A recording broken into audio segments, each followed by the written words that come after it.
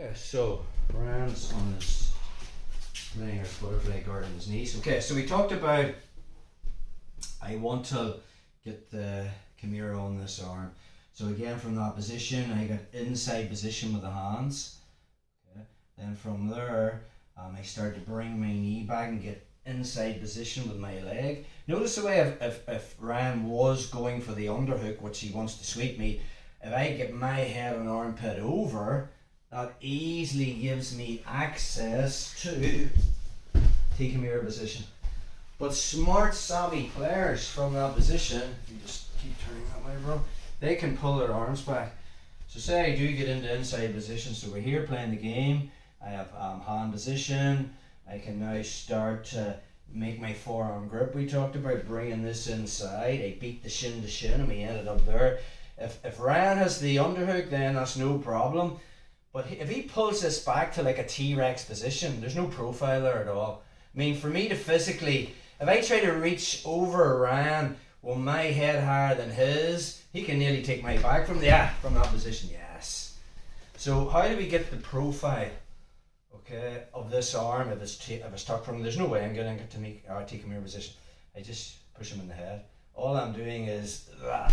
Now if he does nothing, I'm in the half guard and we can start attacking it from there. We've done all that, but most likely from that position when he's that tucked, his reaction is to put his hand out.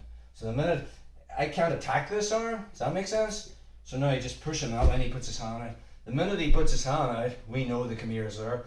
I just put my hand over his head or over his hand and get my head over his. Now we did talk about how in last week's version the shins slided over the far side hip.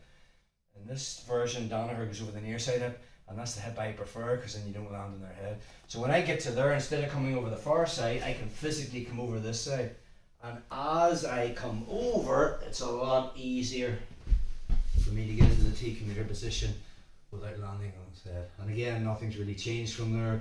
The minute Rand sits up, I bring my knee in, I can bring this over, and then we can start playing the whole game from there. Let's get another step at angle. So we're here, nothing's really changed. I get inside position, okay.